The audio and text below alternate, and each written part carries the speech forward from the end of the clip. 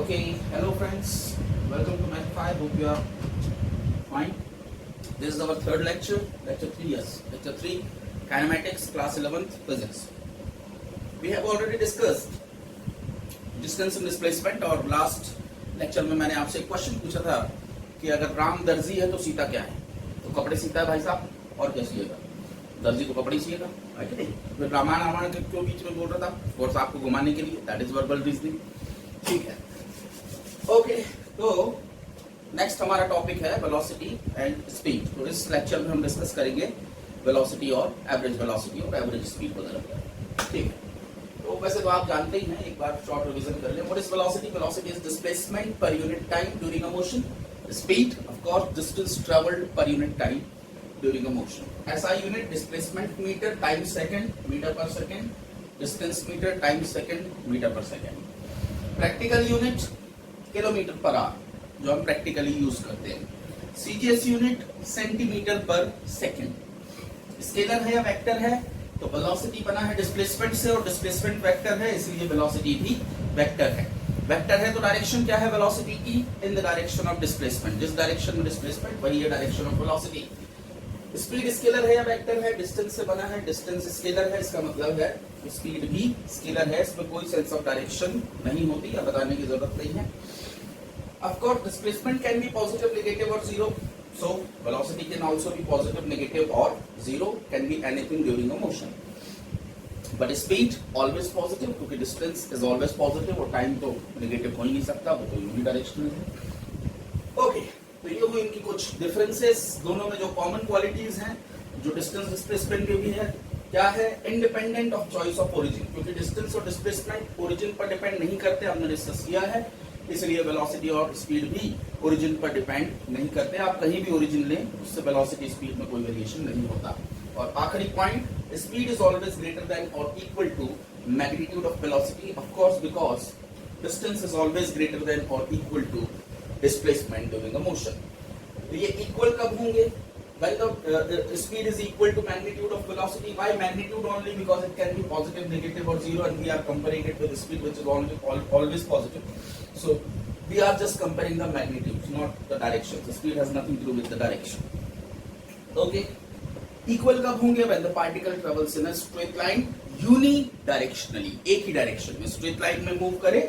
देखिए, मान लीजिए एक बंदा यहाँ से 10 मीटर दूर गया और 3 मीटर वापस आ गया. 10 मीटर दूर गया, 3 मीटर वापस आ गया. ठीक है.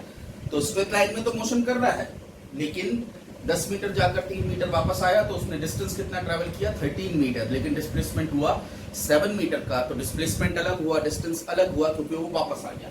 तो स्पीड और वेलोसिटी भी अलग अलग होंगी. टाइम जितना लगा उस पर डिपेंड करेगा. और अगर उसी डायरेक्शन में 3 मीटर आके गया, 10 मीटर गया, फिर 3 मीटर गया, तो अब यहाँ जो डिस्टेंस है वही डिस्प्लेसमेंट है. तो अगर यूनिडायरेक्शनल स्ट्रेट लाइन मोशन होगा तो मैग्नीट्यूड ऑफ वेलोसिटी और स्पीड सेम होंगे. लेकिन यूनिडायरेक्शनल होना चाहिए. अगर डायरेक्शन बदल गई तो फिर सेम नहीं होगा. बदल गई मतलब रिटर्न आ गया. Okay. Types of velocity and types of speed depending upon the motion. तो दोस्तों दो किस्म के होते हैं हमारी लाइफ में मोशन. एक क्या होता है? Uniform motion. दूसरा होता है नॉन यूनिफॉर्म. यूनिफॉर्म यानी कांस्टेंट मोशन, कांस्टेंट स्पीड या कांस्टेंट वेलोसिटी से मूव कर रहे हैं. नॉन यूनिफॉर्म यानी वेरिएबल स्पीड या वेरिएबल वेलोसिटी से मूव कर रहे हैं. तो व्हाट इज यूनिफॉर्म और कांस्टेंट वेलोसिटी? यूनिफॉर्म और कांस्टेंट वेलोसिटी किसे कहेंगे? तो मान लीजिए कोई बंदा 10 मीटर पर सेकंड की कांस्टेंट वेलोसिटी से चल रहा है, 10 मीटर पर सेकंड से चल रहा है. ठीक है. तो पहले सेकंड में कितना चला? 10 मीटर. 10 metre per second. हर सेकंड 10 मीटर चलता है. पहले सेकंड में 10 मीटर, दूसरे सेकंड में 10 मीटर, तीसरे सेकंड में 10 मीटर. सीधी सी बात है. तो वो कांस्टेंट वेलोसिटी या यूनिफॉर्म वेलोसिटी से चल रहा है, तो उसकी क्या क्वालिटी होगी? उसकी क्वालिटी होगी equal displacements in equal time intervals. Equal time interval के स्लॉट लीजिए. अगर आपको हर इंटरवल में इक्वल डिस्प्लेसमेंट मिल रहा है, मतलब वो बंदा सीधी सी बात है कांस्टेंट वेलोसिटी से चल रहा है, और या यूनिफॉर्म वेलोसिटी से. और यूनिफॉर्म स्पीड क्या होगी? सेम. बस एक ही बात बदल जाएगी. इक्वल डिस्प्लेसमेंट की जगह आ जाएगा equal distance in equal time interval. अगर कोई बंदा equal distance equal time interval में, तो वो यूनिफॉर्म स्पीड से चल रहा है। वो लिख नहीं रहा हूं, आप लिख सकते हैं। नॉन यूनिफॉर्म किसे कहेंगे भैया? Non uniform velocity, of course unequal displacements in equal time interval. Unequal displacements in equal time interval. Equal time interval में अनइक्वल, यानी कहने का मतलब मान लीजिए जब एक सेकंड, पहले सेकंड में 2 मीटर चला, दूसरे सेकंड में 7 मीटर चला, तीसरे में सेकंड में 3 मीटर चला, चौथे सेकंड में 12 मीटर, मतलब अलग अलग स्पीड है हर सेकंड में। स्पीड लगातार उसकी चेंज हो रही है, सॉरी वेलोसिटी लगातार उसकी चेंज हो रही है, तो सीधी सी बात है नॉन यूनिफॉर्म या वेरिएबल वेलोसिटी। और non uniform speed, unequal distances in equal time interval. तो इक्वल टाइम इंटरवल की स्लॉट ले लीजिए, अगर डिस्टेंस अलग अलग है तो ठीक है, नॉन यूनिफॉर्म है, और सेम तो यूनिफॉर्म है। अच्छा, इसमें एक और है नॉन यूनिफॉर्म वेलोसिटी का। अगर मान लीजिए 5 मीटर पर सेकंड से चल रहा है लेकिन डायरेक्शन लगातार बदल रहा है, तो वो भी नॉन यूनिफॉर्म वेलोसिटी है। मैग्नीट्यूड बदले तो भी वेलोसिटी बदलेगी, डायरेक्शन बदले तो भी वेलोसिटी बदलेगी। जैसे 5 मीटर पर सेकंड से इधर चला पहले सेकंड में, फिर 5 मीटर पर सेकंड से इधर चला, फिर 5 मीटर पर सेकंड से इधर चला, 5 मीटर पर सेकंड से इधर चला, तो ये नॉन यूनिफॉर्म वेलोसिटी है, क्योंकि डायरेक्शन बदलने से वेलोसिटी बदल जाती है। जैसे डिस्प्लेसमेंट बदल जाता है, आपको याद होगा, तो सिर्फ मैग्नीट्यूड ही बदलने से नहीं बदलेगी। जैसे 2, 7, 5 अभी अपन कर रहे थे, डायरेक्शन अगर मैग्नीट्यूड वही है लेकिन डायरेक्शन भी अगर बदल रहा है पार्टिकल, तो भी उसका मोशन नॉन यूनिफॉर्म है। और जब भी नॉन यूनिफॉर्म वेलोसिटी होती है तो उसे कहते हैं एक्सेलरेटेड मोशन। यानी यहां बंदा एक्सेलरेट नहीं हो रहा है, यूनिफॉर्म वेलोसिटी यानी कि ना तो मैग्नीट्यूड बदल रहा है ना डायरेक्शन बदल रहा है। और यहां पर नॉन यूनिफॉर्म वेलोसिटी यानी या तो मैग्नीट्यूड बदल रहा है या डायरेक्शन बदल रहा है लगातार, या फिर दोनों बदल रहा है, तो नॉन यूनिफॉर्म वेलोसिटी, उसको कहते हैं एक्सेलरेशन। आगे जाके हम स्टडी करेंगे, जिसको पता है उसको तो समझ गया होगा, ठीक है। अच्छा, नॉन यूनिफॉर्म स्पीड भी एक्सेलरेशन हुआ, सीधी सी बात है। स्पीड अगर आप लगातार बदलते रहोगे तो ठीक। चलिए एक दो एग्जांपल लेकर इसको समझते हैं और फिर आगे बढ़ते हैं। चलिए पॉइंट ऑब्जेक्ट, अब सीधी सी बात है, ये तो बताने की कोई बात नहीं है। Velocity is displacement upon time है, बिकॉज जरूरी है आपको डिस्प्लेसमेंट और टाइम देके वेलोसिटी ही पूछे ना भैया। Displacement is equal to velocity into time भी हो गया फिर, और time is equal to displacement upon velocity. कोई भी 2 दिया है तो तीसरा दिया है। जैसे अगर मैं बोलूं 50 किलोमीटर पर आवर से 3 घंटा चला, तो या 2 घंटा चला, 50 किलोमीटर पर आवर से 2 घंटा चला, तो वेलोसिटी मैंने आपको ऑलरेडी दे दिया 25 किलोमीटर पर आवर की मेरी वेलोसिटी है। या फिर कहता हूं 10 मीटर पर सेकंड से 5 मीटर तक चला, 10 मीटर पर सेकंड से 5 मीटर तक चला, यानी आधे सेकंड तक चला, तो मैंने टाइम आपको दे रखा है, मतलब 2 दे दिया तो तीसरा दिया ही है, वही था। चलिए एक क्वेश्चन ले लेते हैं, थोड़ा सा, इतना जनरल भी नहीं लेंगे, बिल्कुल ही बच्चा वाला, थोड़ा सा ठीक ठाक वाला ले लेते हैं। Let's consider we have 2 trains running on the same train, एक ही ट्रैक पर पैरेलली रन कर रही है। Both the trains are running with 10 kilometre per our.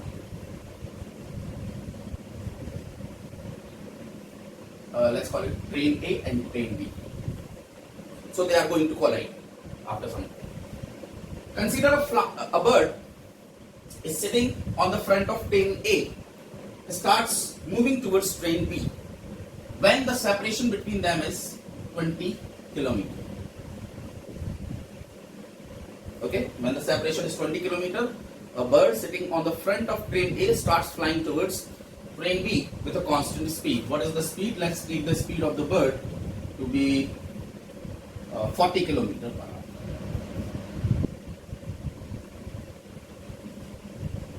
40 kilometer per hour. Sir.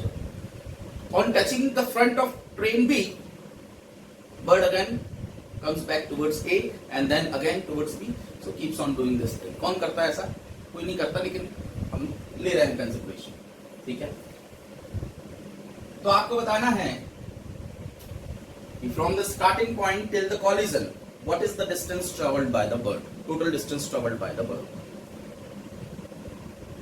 So of course अगर हम सीधे फॉर्मूले पर ध्यान दें तो हम जानते हैं कि हमें बर्ड की स्पीड दे रखा है और डिस्टेंस पूछ रहा है, मतलब एक और चीज क्या चाहिए आपको? टाइम। हाँ, अगर आप दिमाग ये लगाने लगे कि यहां से यहां चक्की निकाल रहे हैं डिस्टेंस, फिर वापस आने की निकाल रहे हैं, फिर तो वो तो आप पागल हो जाओगे। फिर बिल्कुल सीधा साफ लॉजिक, भाई आपको पूछ रहा है what is the distance travelled, speed और टाइम, दो चीजें अगर आपको पता है तो आप डिस्टेंस निकाल लेंगे। तो स्पीड तो सीधे ही दे रखा है बर्ड की, अब बचा है टाइम। तो बस आपको निकालना है कि इस स्टार्टिंग पॉइंट से कॉलिजन के बीच में कितना समय लगा, दैट्स इट। तो उसको मैं निकाल लेता हूं पहले। डेंसिटी कितना होना चाहिए मेरा, यानी जो ड्यूरेशन टोटल बर्ड फ्लाई कर रही है वो कितना है। तो भाई ए भी इधर जा रही है, बी भी इधर जा रही है, both are moving towards each other. So what is the speed of A relative to B, या speed of B relative to A, 20 kilometre per hour. इसमें तो आप समझ ही गए होंगे, कोई है नहीं। अगर ये रोड के रिस्पेक्ट में 10 किलोमीटर पर आवर से चल रही है तो कोई बंदा इधर से आएगा तो उसके रिस्पेक्ट में 20 किलोमीटर पर आवर, तो 20 किलोमीटर, तो रिलेटिव स्पीड हो गई 20 किलोमीटर पर आवर। और कितना डिस्टेंस, रिलेटिव डिस्टेंस वो ट्रेवल कर रहे हैं 20 किलोमीटर का। तो भाई साहब 20 किलोमीटर पर आवर की स्पीड से 20 किलोमीटर का रिलेटिव डिस्टेंस ट्रेवल करने में कितना समय लगेगा, 1 आवर। हो गया, निकल गया टाइम। तो मतलब इसका मतलब है आपकी चिड़िया कितनी देर तक फ्लाई करती रही, 1 घंटे तक, कितनी स्पीड से, 40 किलोमीटर पर आवर से। इसका मतलब what is the total distance travelled by the bird, the speed of the bird into time duration, that is of course 40 kilometre, that is the distance travelled by the bird. चलो इसी को थोड़ा घुमा देते हैं, क्वेश्चन को दूसरा कर देते हैं इसी में। तो मान लो अब ये train B is moving in this direction with 20 kilometre per hour. Train B जो है वो इस डायरेक्शन में जा रही है, एक ही ट्रैक पर, वही पुरानी कहानी, 20 किलोमीटर पर आवर से। और ये नहीं, उल्टा हो जाएगा, ऐसे तो कभी टकराएंगे नहीं। चलो ये भी ले लो, मान लो ये जा रही 10 किलोमीटर से, ये जा रही 20 किलोमीटर से। तो बताए अब बर्ड, जब वो 20 किलोमीटर है, बर्ड फ्लाई करना शुरू करती है, तो बताइए कब तक फ्लाई करेगी, यानी कॉलिजन के दौरान। मतलब सब कंडीशन ये है कि सेकंड कंडीशन कॉलिजन। अब ये तो कभी कोलाइड होगी नहीं जिंदगी में, ये ऑलरेडी आगे है, पीछे 20 से चल रही है, 10 से चल रही है, तो कभी तो वो तो इनफाइनाइट टाइम तक फ्लाई करती रहेगी, क्योंकि कोलाइड कभी होगी नहीं, तो ये तो कोई बात ही नहीं हुई।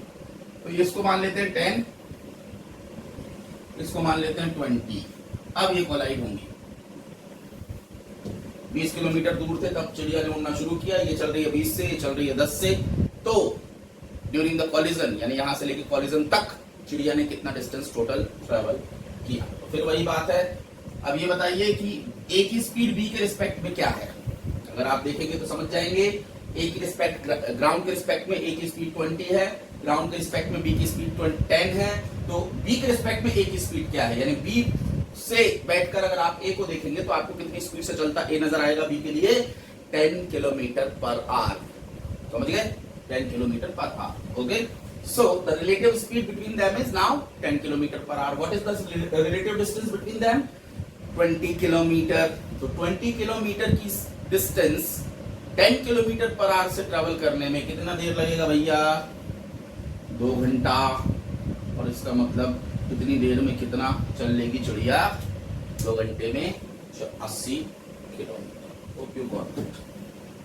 यहाँ मैंने रिलेटिव स्पीड का कॉन्सेप्ट यूज किया है, हालांकि रिलेटिव स्पीड पढ़ने वाले हम आगे हैं, रिलेटिव स्पीड रिलेटिव वाला, लेकिन ये तो बहुत इतना कोई कॉमन नहीं, ये तो सिंपल है, सब समझते हैं, तो इसलिए मैंने यूज कर लिया। अगर नहीं समझ में आया किसी को ये 10 कैसे हो गया, 20 कैसे हो गया, फलाना, तो बाद में आपको ये समझ में आ ही जाएगा, कोई इश्यू नहीं है।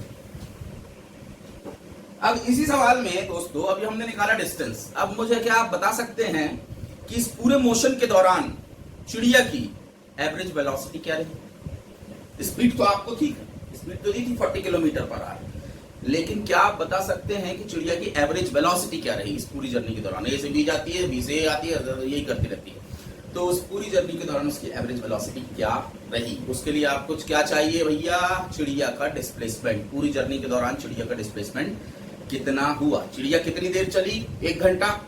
पहले वाले क्वेश्चन में 1 घंटा, तो वो तो आपको पता है, average velocity is displacement upon time, तो 1 घंटा तो पता है। अब आपको क्या निकालना होगा कि इस पूरी जर्नी के दौरान चिड़िया का डिस्प्लेसमेंट क्या हुआ। अगर ये निकाल ले तो डिस्प्लेसमेंट अपॉन टाइम करके आप एवरेज वेलोसिटी निकाल सकते हैं। पॉजिटिव नेगेटिव कुछ भी आ सकती है, हालांकि या तो पॉजिटिव ही आएगी, ये आप बताइए। चलिए एक और प्रॉब्लम ले लेते हैं जल्दी से, और इस बार हम पॉइंट ऑब्जेक्ट वाली प्रॉब्लम नहीं लेंगे। पॉइंट ऑब्जेक्ट वाली, इसमें चिड़िया ऑफ कोर्स पॉइंट ऑब्जेक्ट की तरह भी है, उसके डायमेंशन नहीं दिए गए थे। चलिए अब एक प्रॉब्लम ले लेते हैं नॉन पॉइंट ऑब्जेक्ट वाली। तो मान लीजिए एक ब्रिज है 1000 मीटर का, 1 किलोमीटर का मान लेते हैं, 1000 मीटर एक ब्रिज है, और एक ट्रेन है, मान के चलते हैं 100 मीटर। तो एक 100 मीटर की ट्रेन है जो इस ब्रिज को क्रॉस करने वाली है, और ट्रेन की स्पीड मान के चलते हैं 60 kilometre per our, constant speed 60 kilometre per our से चल रही है। तो बताइए ट्रेन को ब्रिज क्रॉस करने में कितना समय लगेगा। ऑफ कोर्स अब ट्रेन पॉइंट ऑब्जेक्ट नहीं है, 1000 के रिस्पेक्ट में 100 मीटर पॉइंट ऑब्जेक्ट नहीं है, तो बस सवाल इतना है कि ट्रेन ब्रिज क्रॉस करेगी, वो सिचुएशन क्या है। तो ये किसी को कहेंगे ना ब्रिज क्रॉस किया, यहां आने पे तो नहीं कहेंगे ब्रिज क्रॉस किया, ऐसे यहां पहुंच गए तो ब्रिज क्रॉस किया नहीं, अभी ब्रिज पे है, ब्रिज क्रॉस करना है उसको पूरा। तो ये हो गया ब्रिज क्रॉस। तो भैया ब्रिज क्रॉस करने के दौरान उसने कितना डिस्टेंस ट्रैवल, तो कोई भी एक पॉइंट पकड़ लो, चलो फ्रंट पॉइंट पकड़ लेते हैं। ये पॉइंट यहां से कितनी दूर है देख लीजिए आप, ये पॉइंट कितना दूर चला ब्रिज क्रॉस करने के दौरान। तो ये 1000 मीटर प्लस 100 मीटर, यानी कि टोटल डिस्टेंस जो उसने ट्रैवल किया वो कितना हो गया 1000 प्लस 100, दैट इज 1100 मीटर। ये है टोटल डिस्टेंस जो ट्रेन को ट्रैवल करना पड़ा ड्यूरिंग क्रॉसिंग द ब्रिज। और स्पीड तो दी ही है 60 किलोमीटर पर आवर, तो स्पीड है, डिस्टेंस है, टाइम निकल जाएगा। Time is distance upon speed, तो distance is 1100 metre, speed is 60 kilometre per hour. तो 60 किलोमीटर पर आवर को मीटर पर सेकंड में कन्वर्ट करना पड़ेगा पहले। चलिए कन्वर्ट कर देते हैं। तो 60 क्यों कन्वर्ट करना पड़ेगा एसआई में, क्योंकि ये भी एसआई में है, या तो फिर इसको किलोमीटर में कन्वर्ट कीजिए, सिस्टम ऑफ यूनिट आइडेंटिकल होना चाहिए, ये तो पता ही है। तो चलिए किलोमीटर को मीटर में चाहिए तो 1000 मीटर डिवाइडेड बाय आर को चाहिए सेकंड में, तो 3600 सेकंड 1 घंटे में होते हैं। कट ये मीटर पर सेकंड तो आ गया, देख लीजिए, कट पिट कर दीजिए। कट पिट करने पर क्या मिलेगा, तो 2 से 5, ठीक। तो ये मिल जाएगा 60 × 5/18 मीटर पर सेकंड। जब भी किलोमीटर पर आवर को मीटर पर सेकंड में कन्वर्ट करना है तो 5/18 का मल्टीप्लाई हो जाता है, क्योंकि 1000/3600 होता है। तो 60 × 5/18 मीटर पर सेकंड, ये मीटर से मीटर कैंसिल हो जाएगा, सेकंड पर 2 पर जाएगा, टाइम मिल जाएगा आपको। अब वो आप कैलकुलेट कर लें, ये तो आप ही कर लें कितना आएगा, 6×5 = 30 आएगा, यहाँ पे ऊपर 18 जाएगा, देख लेना कितना आएगा जो भी है। तो इतने सेकंड में क्रॉस। तो पॉइंट ऑब्जेक्ट अगर नहीं है तो आप 1000 मीटर नहीं ले सकते, फिर उस सिचुएशन को एनालाइज करके देखिए कि कितना क्या चल रहा है। इसी तरह से दोस्तों मान लो 2 ट्रेन्स हैं, दोनों 100 मीटर की। अब 2 ट्रेन ले लेते हैं, दोनों 100 मीटर की, पैरेलल ट्रैक पे चल रही है, पैरेलल ट्रैक पे चल रही है दोनों, और दोनों के बीच का सेपरेशन मान लीजिए 1000 मीटर है, ठीक है। दोनों के बीच का सेपरेशन 1000 मीटर है, और स्पीड दोनों की क्या लेते हैं 60 किलोमीटर पर आवर, दोनों इसकी भी 60 किलोमीटर, 1000 मीटर, ठीक। अब ये पॉइंट ऑब्जेक्ट नहीं है 1000 मीटर की डिस्टेंस के लिए, है कि नहीं।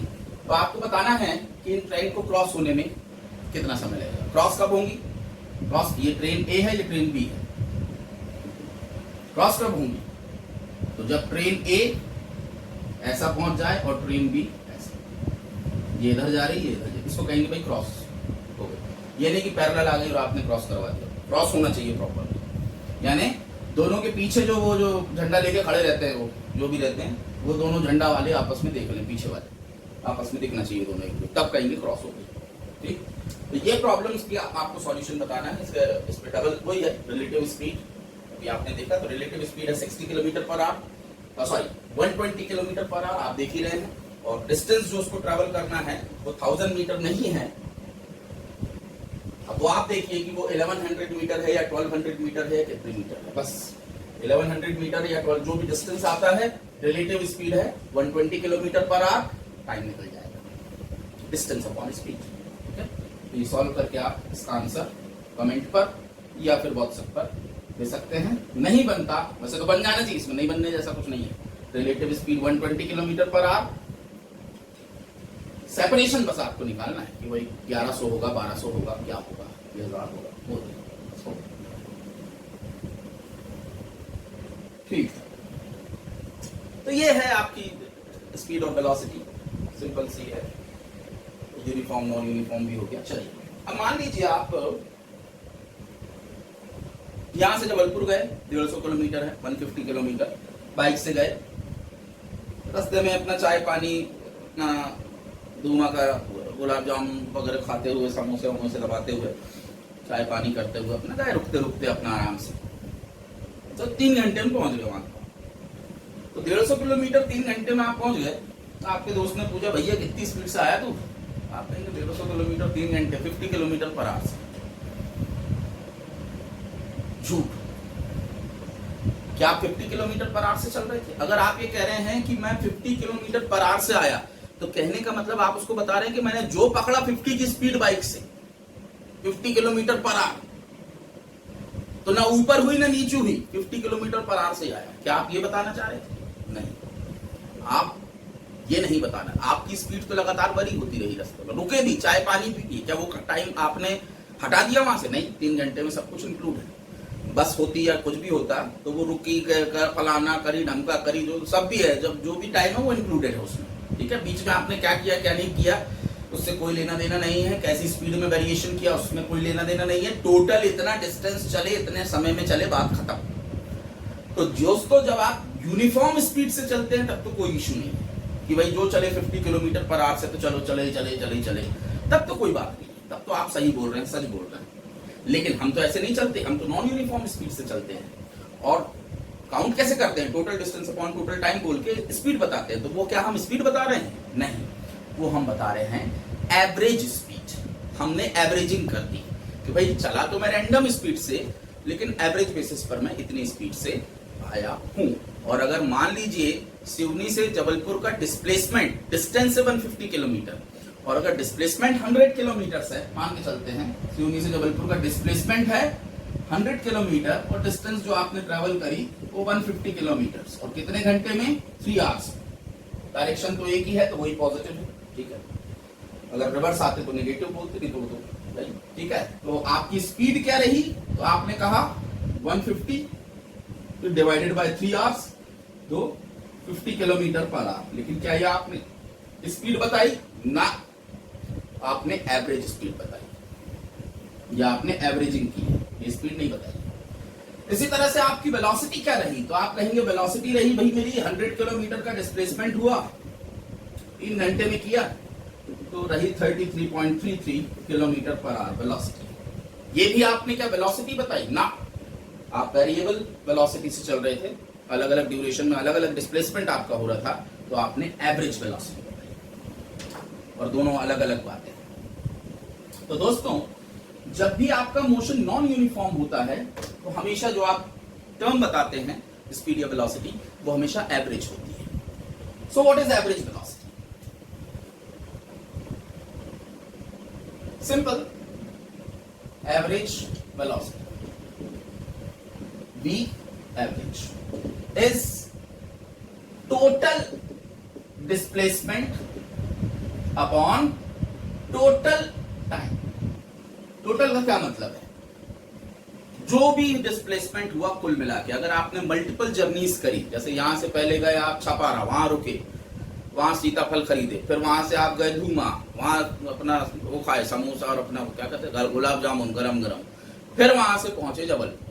तो आपने ब्रेक जर्नी करी, पहले यहाँ गए रुक गए, फिर तो कुछ भी करे आपने, उससे कोई लेना देना नहीं है। टोटल आपका पूरी जर्नी के दौरान डिस्प्लेसमेंट क्या हुआ, कुल मिलाकर आपने कितना समय लगाया। जैसे मैंने कहा बीच में आपने क्या किया उससे कोई लेना देना नहीं है, कुल मिलाकर कितना समय। अगर आप 10 दिन में भी पहुंचे जबलपुर, कि बीच में रुक गए 10 दिन तो आप टोटल टाइम 10 दिन ही लेंगे। बीच में आपने क्या किया क्या नहीं किया उससे कोई लेना देना नहीं। और ऑफ कोर्स एवरेज स्पीड क्या हुई?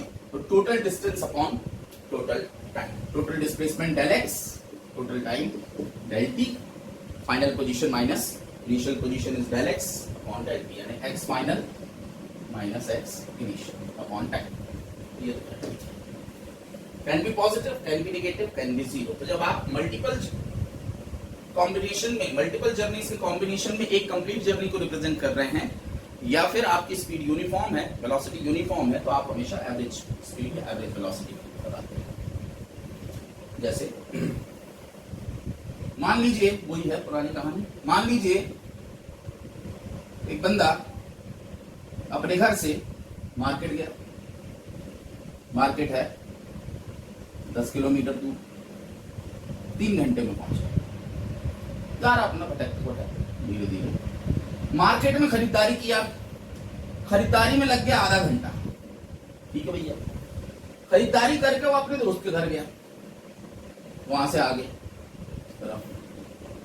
बी पॉइंट कह देता हूं इसको कह देता हूं सी पॉइंट। तो दोस्त के घर अपना गया, दोस्त का घर वहां से 5 किलोमीटर दूर था, 1 घंटे में पहुंच गया और वहां गपशप अपना किया।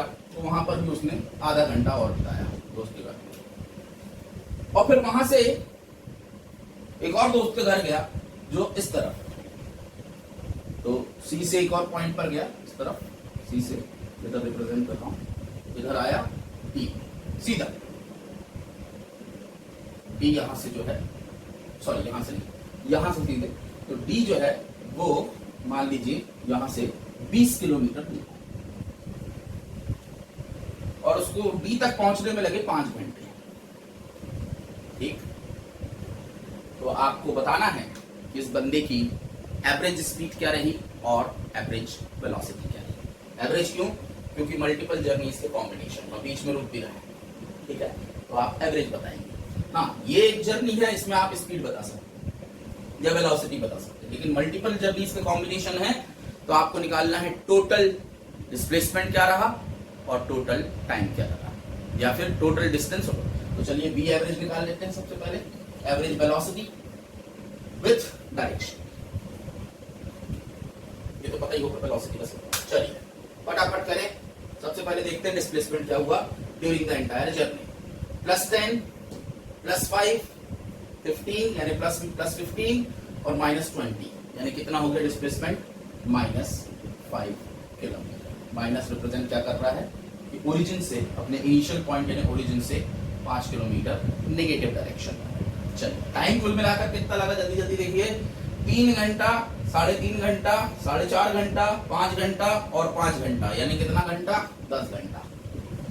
यानी उसकी एवरेज वेलोसिटी रही ½ kilometre per our negative direction में, यानी इस तरफ। ओके, और एवरेज स्पीड निकाल लेते हैं। एवरेज स्पीड क्या रही? तो एवरेज स्पीड रही total distance upon total time, तो 10 घंटे हैं वो तो पता ही है। टोटल डिस्टेंस कितनी, तो 10 और 5 15, 15 और 20, सीधे 20 35, 35 किलोमीटर और 10 घंटे में चला तो 3.5 किलोमीटर पर आवर की एवरेज स्पीड रही। That's it. अब आप चाहें तो और कुछ भी ले सकते हैं, जैसे पॉइंट बी से पॉइंट डी पर आने में एवरेज वेलोसिटी बताओ, तो बी से डी पर आने में एवरेज वेलोसिटी क्या रही? तो भाई टोटल डिस्प्लेसमेंट निकाल लो। तो यहां से यहाँ गया +5, फिर यहां से यहाँ गया -20, यानी डिस्प्लेसमेंट हुआ -15 किलोमीटर। यहाँ से कितनी दूर पहुंच गया? -15 किलो, माइनस यानी इस डायरेक्शन में 15 किलोमीटर, तो -15 अपॉन टाइम कितना लगा यहाँ से यहाँ पहुंचने में? तो भाई 1 घंटा, या तो रुक गया था वो तो खत्म हो गया, 1 घंटा, आधा घंटा, 1.5 घंटा और 5 घंटा, 6.5 घंटा। तो 6.5 घंटा और वो जितना भी डिस्प्लेसमेंट आया था डिवाइड कर दो उससे 2.5 मिल जाएगा, और स्पीड में कैलकुलेट कर दो स्पीड को।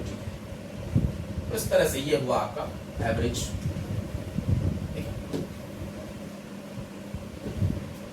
चलिए एक दो प्रॉब्लम और लेते हैं। और मान लीजिए एक बंदे ने आधी डिस्टेंस v1 स्पीड से ट्रेवल करी और आधी डिस्टेंस v2, और v1 v2 नहीं लेता अभी मैं चलो। एक बंदे ने आधा डिस्टेंस 30 किलोमीटर पर आवर से ट्रेवल किया और बाकी का बचा हुआ आधा डिस्टेंस 60 किलोमीटर पर आवर से ट्रेवल किया। मान लीजिए टोटल डिस्टेंस ये है, तो जो भी आधा डिस्टेंस है उसको ट्रेवल किया 30 किलोमीटर पर आवर और बाकी का आधा ट्रेवल किया 60 kilometre per our total journey के दौरान। तो उसकी एवरेज स्पीड क्या है? अब टोटल डिस्टेंस क्या है तो वो कोई मतलब नहीं दिया उसको, कितना टाइम लगाया वो भी नहीं दिया, बस बोला कि जो भी डिस्टेंस है टोटल उसमें आधी डिस्टेंस 30 किलोमीटर से करा और आधी डिस्टेंस 60 किलोमीटर पर आवर से चला, तो उसकी एवरेज स्पीड क्या है? क्या करें? 30 + 60 90 डिवाइडेड बाय 2 आ गया एवरेज 45 किलोमीटर पर आवर। गलत। एवरेज स्पीड का मतलब या एवरेज वेलोसिटी का मतलब ये नहीं है दोस्तों कि आप उठा के एवरेज निकाल के दे दें, ये नहीं है। फॉर्मूला क्या है? जो फॉर्मूला आपको दिया गया है वो लगाइए। वो उसी के लिए दिया गया है, वो एवरेज निकालने के लिए नहीं दिया गया कि v1 प्लस v2 बाई 2 कर दो एवरेज निकल गया। What is the formula? Formula is total displacement upon total time. आपको बताना है यहां से यहां तक डिस्प्लेसमेंट कितना हुआ, टाइम कितना लगा, डिवाइड करके बताना है। तो भाई मुझे तो नहीं पता कितना डिस्टेंस ट्रेवल किया, तो मान लेता हूं मैंने टोटल डिस्टेंस d कंसीडर करके, x है d है जो भी, यानी d बाई 2 डिस्टेंस, आधा डिस्टेंस ट्रेवल करता है 30 किलोमीटर पर आवर से और बाकी का आधा डिस्टेंस ट्रेवल करता है 60 किलोमीटर पर आवर से। तो टोटल डिस्टेंस तो अब मुझे पता चल गया। v एवरेज क्या होता है, स्पीड हो या वेलोसिटी हो, ये सेम है अभी क्योंकि यूनिडायरेक्शनल 1D मोशन है, तो वेलोसिटी भी बोल सकते हैं, स्पीड भी बोल सकते हैं, कुछ भी बोलिए। हाँ, रिटर्न आता तो बात बदल जाती। ठीक है, एवरेज स्पीड क्या रही, एवरेज वेलोसिटी क्या रही, तो टोटल डिस्टेंस तो मैंने पहले मान लिया d अपॉन टोटल टाइम। तो मान लीजिए यहां से यहां तक आने में t1 टाइम लगाया और यहां से यहां तक जाने में t2 टाइम लगाया। अब बस सवाल इतना है कि t1 कितना t2 कितना है। क्या t1 दिया है? हाँ दिया है।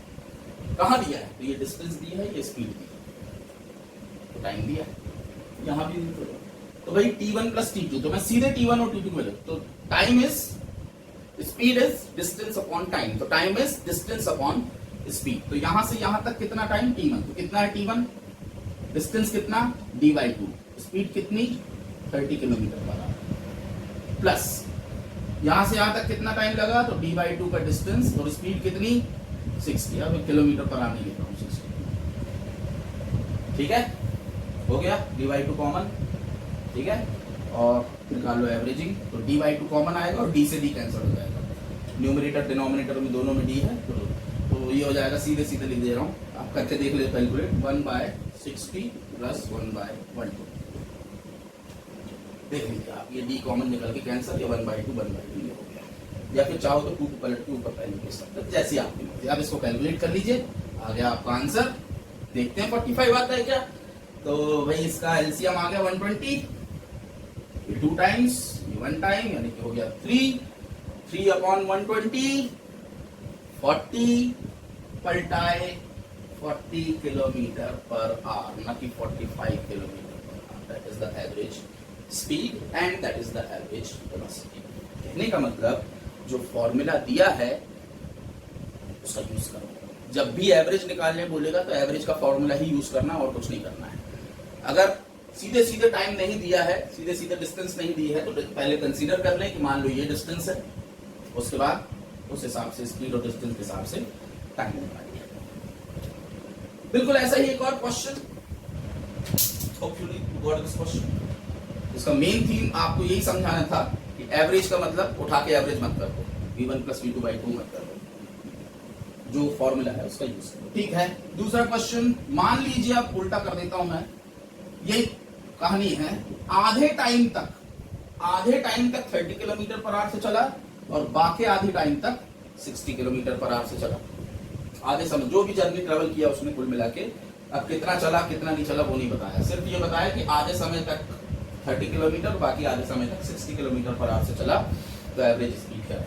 अगेन एवरेज स्पीड क्या होती है, टोटल डिस्टेंस अपॉन टोटल। तो मान लीजिए वो टोटल टी टाइम तक चला, ये तो अपन मान सकते हैं, टोटल टी टाइम तक चला। ठीक है, तो आधा आधा टाइम आपने डिस्ट्रीब्यूट कर दिया।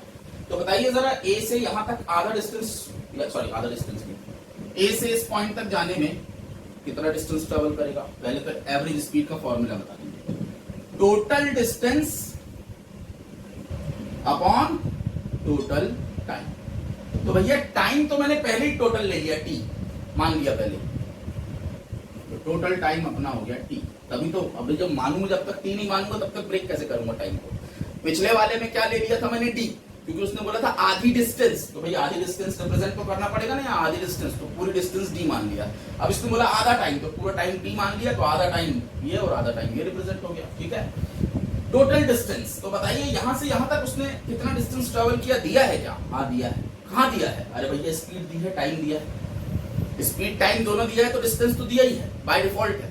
ठीक है, तो what is distance, distance is speed into time. तो भैया यहां से यहां तक कितना, तो 30 इंटू टी बाई 2। यहां से यहां तक कितना डिस्टेंस, प्लस यहां से यहां तक तो 60 इंटू टी बाई 2। हो गया काम, जैसे आराम खत्म, टी से टी कैंसिल हो जाएगा और आपका आंसर आ जाएगा 15 प्लस 30, यानी अब आएगा 45 किलोमीटर पर आवर, यानी इसकी ओरिजिनल एवरेज। लेकिन इसका मतलब ये नहीं है कि आप इसका यूज करने वाले हैं हमेशा, ये एक स्पेशल केस है।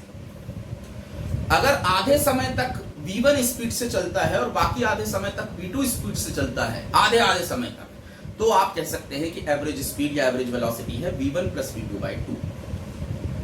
ठीक है, इसकी मैथमेटिक्स यहाँ वो हो रही है। लेकिन अगर मैं कहूं 1/3 टाइम तक v1 स्पीड से चला और बाकी 2/3 टाइम तक v2 स्पीड से चला, तो ऐसे एवरेज नहीं निकलेगा।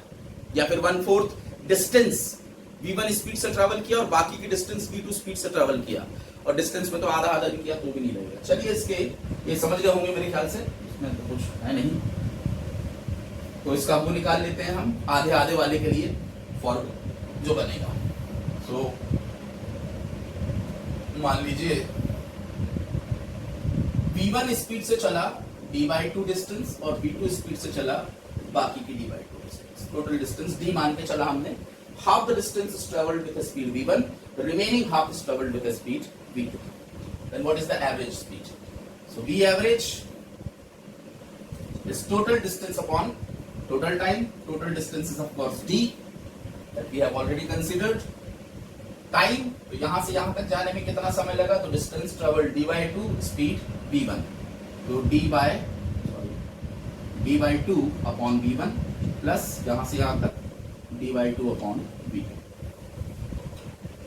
तो या फिर इसको सीधे ही लिख दे रहा हूं, d अपॉन ट्वाइस d1 और d अपॉन ट्वाइस d2। तो d/2 कॉमन, तो d से b कैंसिल और 2 डिनोमिनेटर का डिनोमिनेटर जाएगा न्यूमरेटर में, तो ये हो जाएगा 2 upon 1 upon v1 plus 1 upon v2। करके देख लीजिए आप खुद ही, आ गया। ले लीजिए एलसीएम, तो ये हो जाएगा v1 प्लस v2 और नीचे आ जाएगा v1 v2, वो पलट के ऊपर जाएगा, तो 2v1 v2 upon v1 plus v2। ये है average speed if the half the distance is traveled with v1 and remaining half with v2. Case 2, second case. What if for half the time, consider total time is t, it is not given so we are considering it t. For half the time particle traveled with a speed v1, for remaining half time particle speed traveled with a speed v2, then what is the average speed? So average speed is total distance upon total time. So here I already know that the total time is t because I have considered that. Now what is the total distance? तो यहां से यहां तक जाने में कितना distance, तो v1 into t/2 plus यहां से यहां जाने में कितना डिस्टेंस, तो v2 इंटू t/2। हो गया खत्म, t कॉमन निकल के कैंसिल, तो आ जाएगा answer v1 plus v2/2। This is the average speed if half time के लिए v1 स्पीड और हाफ टाइम के लिए v2 स्पीड से चलता है। तो अब मान लो ये हाफ टाइम के लिए ना हो, 1/3 के लिए, तो t/3 टाइम तक चला और 2t/3 टाइम तक चला v2 से, क्या आगे तो वही है। तो डिस्टेंस टोटल कितना ट्रेवल किया, तो v1 इंटू t/3, यहां पे तो v2 इंटू 2t/3, t तो फिर से कॉमन निकल के कैंसिल हो जाएगा डिनोमिनेटर के साथ, और यहां पर क्या बच जाएगा v1/3 प्लस 2v2/3, यानी कि v1 प्लस ट्वाइस v2/3। ये हो गई एवरेज स्पीड। यहां भी देख लीजिए, मान लीजिए 1/4 ऑफ अ डिस्टेंस ट्रेवल करता है v1 से और रिमेनिंग डिस्टेंस ट्रेवल करता है v2 से। 1/4 ऑफ अ डिस्टेंस यानी टोटल डिस्टेंस अगर मैं d मान लूं तो d/4 डिस्टेंस ट्रेवल कर रहा है v1 से, और रिमेनिंग कितनी बची 3/4 यानी कि 3d/4 ट्रेवल करता है v2 से। तो उसकी एवरेज स्पीड क्या रही, फिर से कर लीजिए, average speed is total distance upon total time. Total distance हमने मान लिया है d टाइम, तो यहां से यहां तक इतना डिस्टेंस इतने स्पीड से, तो d/4 v1 d/4 upon v1 plus 3d/4 v2। समझ गए होंगे, d कॉमन 4 कॉमन, तो d से d कैंसिल, 4 पलट के ऊपर, तो हो जाएगा 4 अपॉन, तो ये बचा यहाँ पर 1/v1 और यहाँ बचा 3 प्लस 3/v2 प्लस हो गया। सॉल्व कर लीजिए, तो ये हो जाएगा v2 plus 3v1 upon v1 v2, तो ये पलट के ऊपर जाएगा तो हो जाएगा 4v1 v2 upon 3v1 plus v2। ये होगी एवरेज स्पीड। मेरे ख्याल से आप समझ गए होंगे। ऐसे आप कोई भी डिस्टेंस कोई भी टाइम ले सकते हैं और फॉर्मूले का असली यूज यहाँ पर आपको समझ में आया होगा। एवरेज ब्रेक जर्नी इसके पहले आपने देखा अलग अलग पार्ट में, अब आपने देखा कि जर्नी को 2 पार्ट में या 3 पार्ट में या 10 पार्ट में भी ब्रेक कर दें तो आपको क्या करना है, आपको अपने फंडामेंटल्स पे टिके रहना है। फॉर्मूले से ही बात करनी है कि भाई देखो मेरे पास ये सिचुएशन है, फॉर्मूला बताएगा, देख भैया टोटल डिस्प्लेसमेंट निकाल, टोटल टाइम निकाल, देख अगर कुछ नहीं है तो कंसीडर कर, कंसीडरेशन के साथ कर, लेकिन करना तो वही है देखो। हाँ। अभी चलिए एक और प्रॉब्लम ले लेते हैं। अच्छा, इसमें 3 पार्ट भी आप कर सकते हो, 10 पार्ट कर लो, जितने करना कर लो, उससे क्या फर्क पड़ रहा है। 3 पार्ट वाला देखना चाहो तो 3 पार्ट वाला देख लो कि भाई चलो इक्वली ले लेते हैं, तो 1/3 टाइम तक v1 स्पीड से चला, फिर बाकी 1/3 टाइम तक v2 और फिर रिमेनिंग 1/3 टाइम तक v3 स्पीड से चला। तो कहानी तो वही है भैया, यहाँ से यहाँ तक कितना डिस्टेंस v1 × t/3, यहाँ से यहाँ तक v2 × 3/3 upon total time t, तो t फिर कॉमन निकल कैंसिल आ जाएगा v1 + v2 + v3/3। डिस्टेंस की बात करें तो भी आप निकाल सकते हैं, समझ गए होंगे अब क्या। ठीक, इसमें एक हॉट क्वेश्चन ये बन सकता है कि आधे डिस्टेंस ट्रेवल करता है v1 से, half the distance is travelled with v1 and the remaining distance for half time traveled with t1 and remaining v2 and for the remaining half time traveled with v3, यानी दोनों का combination. जो भी total distance है उसमें से आधी distance तो v1 स्पीड से ट्रेवल किया, अब जो आधी बची उसमें आधे समय तक, अगर यहां से यहां तक जाने में t टाइम लगा मान के चलते यहां से यहां तक, तो आधे समय में v2 स्पीड से चला और बाकी आधा समय v3 स्पीड से चला। तो टोटल डिस्टेंस ये ले रहा हूं मैं, कंसीडर कर रहा हूं क्योंकि मुझे दिया तो है नहीं, तो कंसीडर किया मैंने, टोटल डिस्टेंस डी है तो उसकी आधी डिस्टेंस d/2 है, सीधी सी बात है। और बची आधी डिस्टेंस d/2 जिसमें आधा समय, तो आधा समय चाहिए मुझे, तो मान लो यहां से यहां तक जाने में t टाइम लगता है, तो आधा टाइम तक d/2 तक यहां और t, ऐसा आप कंसीडर करो। अब इसको कैसे सॉल्व करेंगे, अगर आप कर सके तो करें, नहीं तो मैं इसको कल बताऊंगा क्योंकि ये थोड़ी हायर ऑर्डर प्रॉब्लम।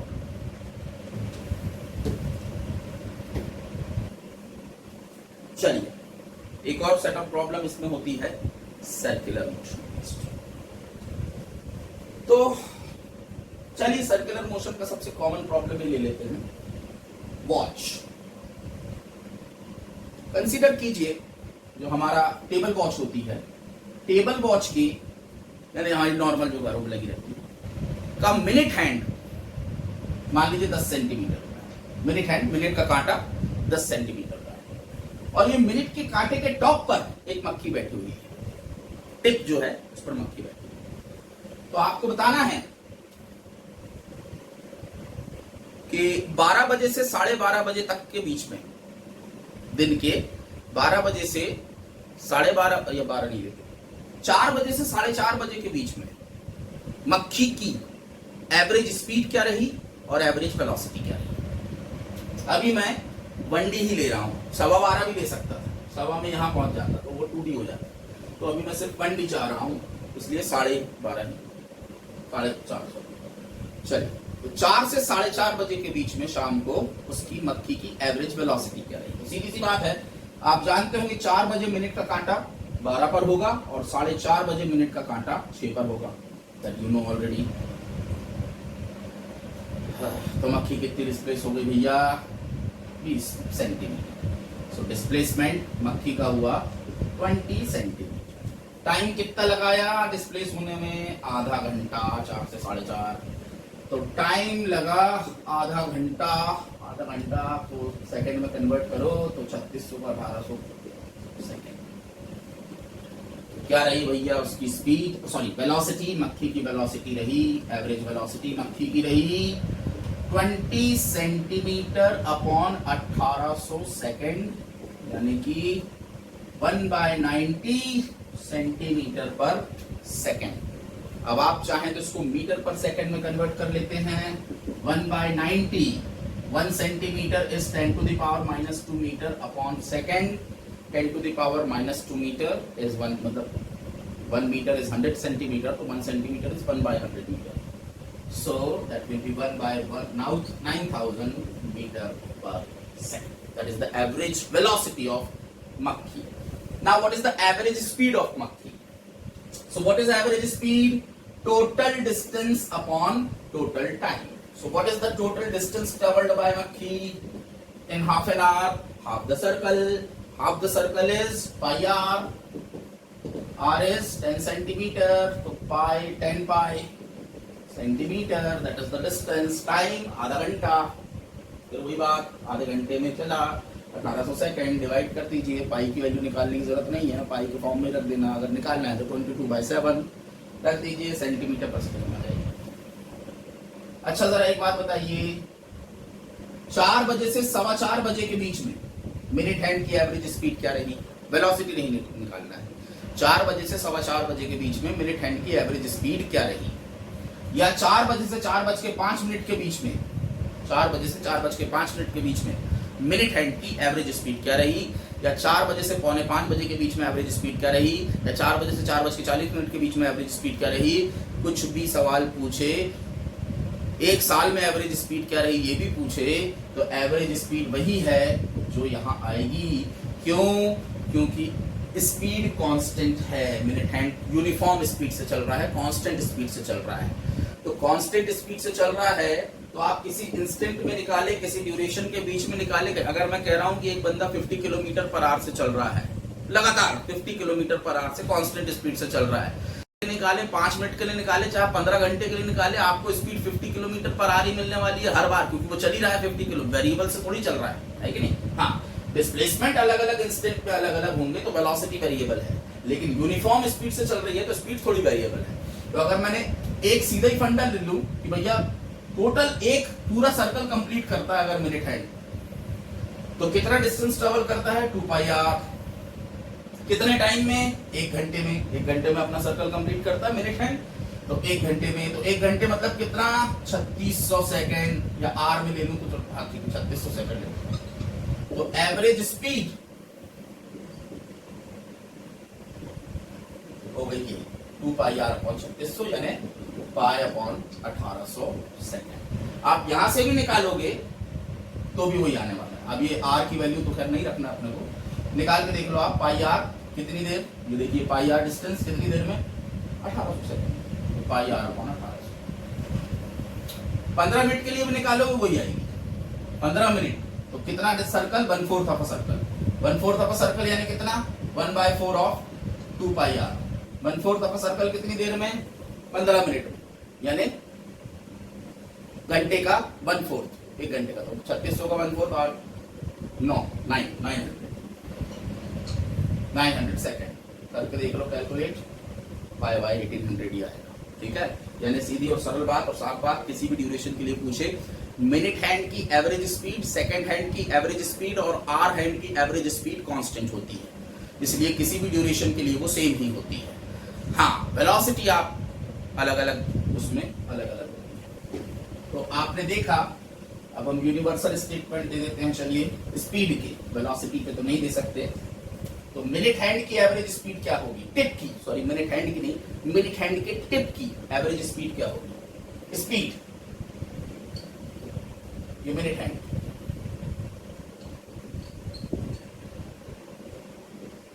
हाँ, कितनी होगी भैया? एक सर्कल कितनी देर में, सॉरी कितना डिस्टेंस? एक circle 2 pi r, where r m. M यानी मिनट हैंड का रेडियस, लेंथ उसकी, अपॉन कितनी देर में एक सर्कल कंप्लीट करता है मिनट हैंड? 3600 सेकेंड. ये मीटर. तो इसका मतलब ये मीटर निकलेगा ऊपर वाला, ऐसा ही रखेंगे अगर अपन मीटर ब्रैकेट में यूनिट. हाँ, तो आ गया भैया पाई आर एम. एम यानी length of minute hand. M represent कर नहीं, क्योंकि 3 हैंड है तो represent upon 1800 metre per second, या जो भी unit system, centimetre per second, metre per second, whatever. ठीक है. सेकेंड हैंड की एवरेज स्पीड क्या होगी? सेकेंड हैंड तो एक circle 2 pi r distance, second hand length of second hand r, वही उसकी रेडियस होगी टिप की। अच्छा बताइए, सेकेंड हैंड एक सर्कल कितनी देर में कंप्लीट करता है? 1 मिनट में। यस, यानी कितनी देर में? 60 सेकेंड। यानी इसका हो गया कितना? Pi r by second upon 30 metre per second, या जो भी दिया है, centimetre per second, metre, whatever जो भी आए। और आर हैंड की क्या होगी? तो आर हैंड की वो भी एक रोटेशन कंप्लीट 2 पाई आर का डिस्टेंस ट्रेवल करेगा। बस आपको बताना है कि कितनी देर में वो एक रोटेशन कंप्लीट करता है। तो आर हैंड कितनी देर में अपना एक रोटेशन कंप्लीट करता है? आर हैंड तो एवरेज उसको क्या होगा? तो भाई डिस्टेंस तो 2 पाई आर ही ट्रेवल करता है, और ये आर हैंड के लिए एच लगा दिया हमने। मतलब ये समझ गए ना आप, ये क्या है? ये भैया ये मिनट हैंड की लेंथ है, ये सेकंड हैंड की लेंथ है, और ये आर हैंड की लेंथ है। तो ये सर्कल में घूमेंगे ना भाई साहब, तो यही सर्कल की रेडियस हुई। तो ये आर मिनट हैंड हो गया, ये आर सेकंड हैंड हो गया, और ये आर मतलब लेंथ ऑफ हैंड, वही है। नहीं तो पता चला इसी में कंफ्यूज है कि ये क्या चीज है। हाँ ठीक है, तो ये हाँ कितनी देर में कंप्लीट करता है? आर अपना एक रोटेशन 24 घंटे में नहीं, 12 घंटे में, 12 घंटे में कंप्लीट कर लेता है एक रोटेशन। तो 12 आर 12 घंटे, और 1 घंटे में 3600 सेकेंड। तो इसका मतलब कैलकुलेट कर लो, आपको भी 6 देख लो, 1800 और 12 पे पापा देख लो, वो जो भी है वही है उसका एवरेज स्पीड। और वेलोसिटी तो सबके केस में अलग अलग होगी, क्योंकि डिस्प्लेसमेंट अलग अलग। मेरे ख्याल से आप समझ गए होंगे। इसी तरह से क्या आप बता सकते हैं कि अर्थ की सर्कुलर मोशन कर रही है अर्थ, ठीक है, तो अर्थ की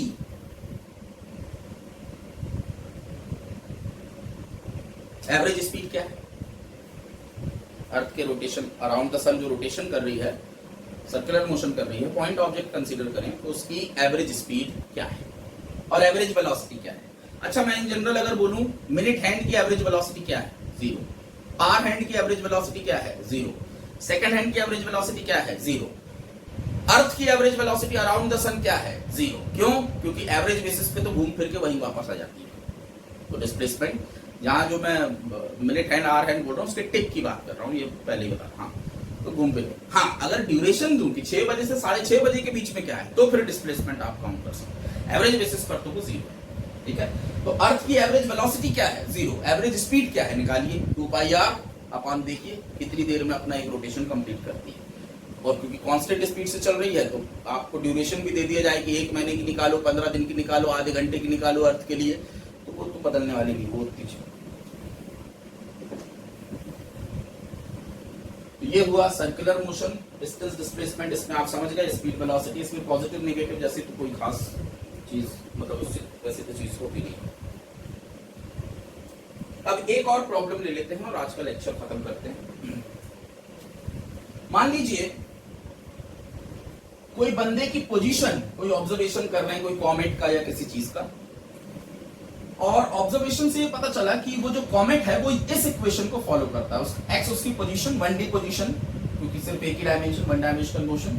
अगर 2D करता तो एक्स और वाई की अलग अलग इक्वेशन देता, 3D करता तो एक्स वाई जेड की अलग अलग। अच्छा, ये पोजीशन बदल किसके साथ रही है? टाइम के साथ। सीधी सी बात है, अलग अलग टाइम पे अलग अलग पोजीशन ले रहा है, तो वो इस तरह की कुछ इक्वेशन फॉलो कर रहा है। सामने वाले ने बताया t² - 4t, इस तरह कुछ इक्वेशन फॉलो कर रहा है।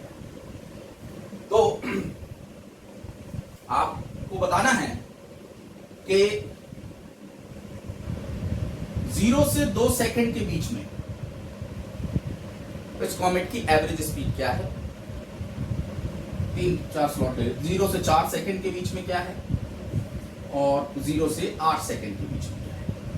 ये 3 0 से नहीं ले रहे, इसको 4 से 8, तो 4 से 8 सेकंड के बीच में क्या है। 0 से, जरूरी थोड़ी 0 से ही पूछे। तो 0 से 2 सेकंड के बीच में उसकी एवरेज स्पीड क्या है? 0 से 4 सेकंड के बीच में उसकी एवरेज स्पीड क्या है? और 0 to 8 सेकंड के बीच में उसमें एवरेज स्पीड क्या है? अगर मैंने आपसे एवरेज स्पीड पूछा तो आप फंस गए। इसलिए मैं पहले एवरेज वेलोसिटी पूछता हूं। तो आपको बताना है एवरेज वेलोसिटी इन तीनों स्लॉट्स में। दोस्तों आप कहेंगे वेलोसिटी का तो फॉर्मूला नहीं दिया, तो जरूरत ही नहीं। वेलोसिटी का, एवरेज वेलोसिटी का फॉर्मूला क्या है? Total displacement upon total time. आपको वेलोसिटी का एवरेज निकालने के लिए वेलोसिटी का फॉर्मूला नहीं चाहिए, आपको डिस्प्लेसमेंट चाहिए, और इससे आपको डिस्प्लेसमेंट मिलेगा। सीधी सी बात है, पोजीशन का फॉर्मूला है।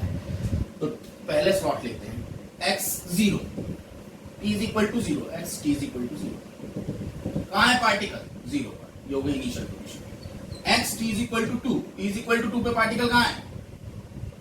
4 8 -4 मीटर, पूरा मीटर मीटर में, तो -4 मीटर। हाँ तो भैया ये फाइनल पोजीशन ही है। एवरेज वेलोसिटी क्या होगी? Total displacement upon total displacement कितना? -4 - 0 मतलब -4 मीटर। टाइम कितना लगा भैया? 0 से 2 सेकंड मतलब 2 सेकंड।